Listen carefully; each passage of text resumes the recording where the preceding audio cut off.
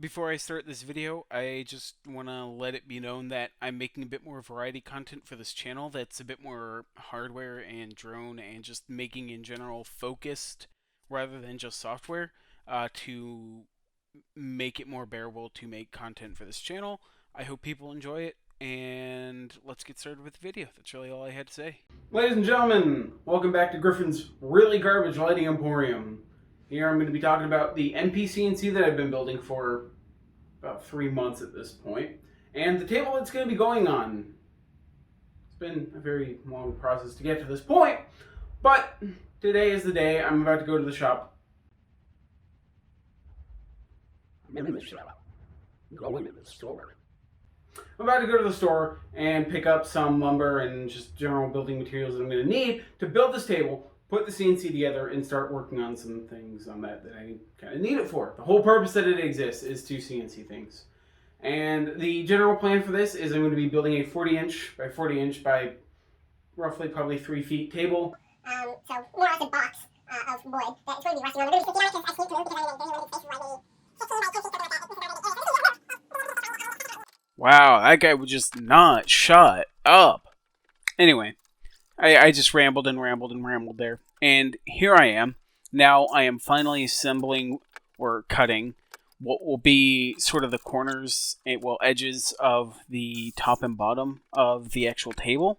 And you'll see that in the next video, spoiler alert, of what that really ultimately means.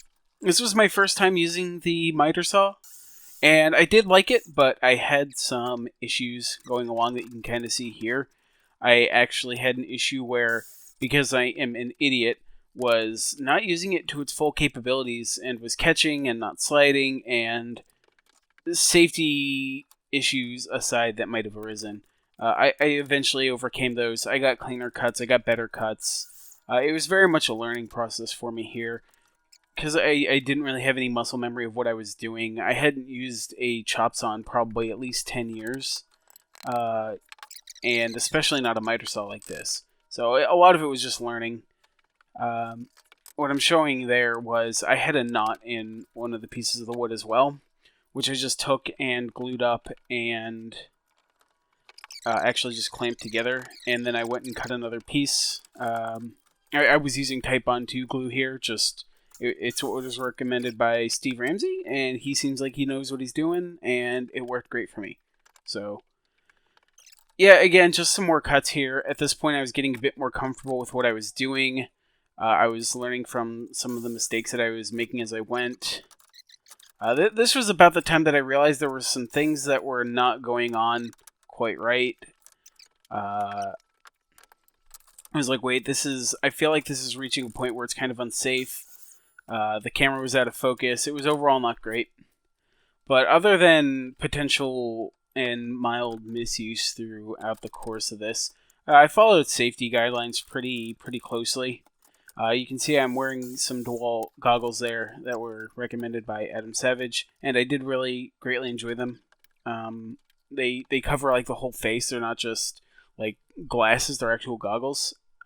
They did pretty okay for what they were. And I was also wearing hearing protection, which was a godsend because this is a really loud saw. Here you can see I was just showing that the knot in that wood was in there.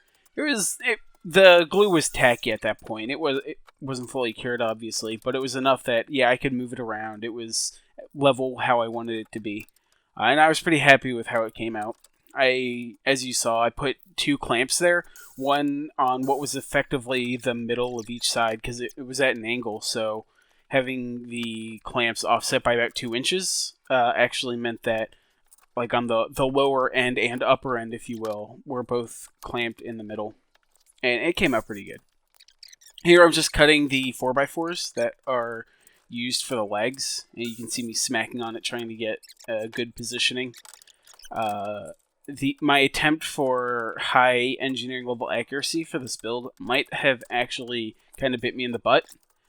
Partly because my saw was almost certainly out of square by even just a couple degrees in both directions, which meant things didn't come into square, but also just the level of accuracy I was going for, there just were no margins left over, and the final table was actually fairly out of square.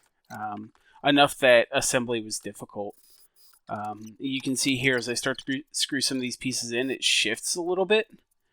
And you can see what I mean by those being the edges of the top and bottom here.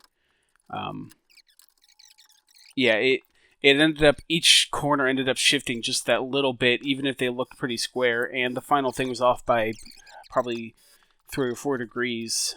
So 2 of the corners were like 94, and the others were like 86, which did cause some fitting issues later with the table, but it did come out very robust, very strong. So at the end of the day, I think it was good enough.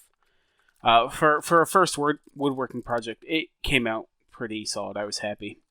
I'm just using... I should have had 2 square clamps here. I think that would have helped alleviate the issues of the parts sliding when I drilled them in through the corners. And each one there is also following the same pattern of the 2 screws going in, which led to a very strong joint there. I'm not sure that's really the right way to go about it, but it worked, again, quite well for me. I was using, I think, Spax star tip screws that went in. Those were, I think, the 3.5 inch. Yeah, because it was 2x6s. So those are like 3.5 inch or something like that. And the ones I'm using on the top here for the table, which is, I think, it was about 3/4 inch plywood. Those are 1.5 inch star drive screws, and all of it was countersunk and everything. I tried to be, really cool and, make it look like I knew what I was doing. Again, the end result was largely okay. By the time I got to the final product, there were some things I really didn't like about it, but by that point, there was obviously not much I could do. You can see I'm using a lot of DeWalt tools here. It just happened to be on sale when I was getting them, and I really enjoyed all of them. The DeWalt miter saw was obviously pretty great. It's pretty high-end miter saw, said and done. The drill and impact driver were also pretty great to use. And they made a lot of this pretty easy, and they lasted through really the whole build process. And this was over the course of about 6-8 hours this day, something like that. I don't have an exact count. But I'm drilling 5 screws into each side here, making sure that I'm actually avoiding the screws that I had put in like crosswise or whatever, however you want to call that. And because this isn't actually 2 inches thick for the 2x6, I was measuring in 3/4 inch. That's just one of those tips that I don't know where I got it from, but I knew it. Also here, you can see this is the first time I realized that something was really starting to go wrong. There's about a little over 1/4 inch that is not flush there, you can see, that was on that left side. And so I had to adjust for that when I was measuring to put in my screws. And at that point, I was starting to worry a little bit that I maybe had done something wrong. Me being a genius, did not have any squares on me at the time, so I couldn't really measure very well. Not squares that are good for measuring this kind of thing, that is. And this was me just finishing up that one piece. And this is all the footage that I had. At this point, I was really tired. I had been lifting stuff all day. Like I said, there will be a part 2 to this video where I have the MPCNC all assembled. But overall, I was quite happy with how this came out. And yeah, it was nice. Thank you guys for watching. Like I said, I'll be back with some videos soon. My next one will actually be me learning to assemble a drone, which is going to be very fun. So I'll see you guys next time. Thanks for watching. If you want to see more, please subscribe. Bye.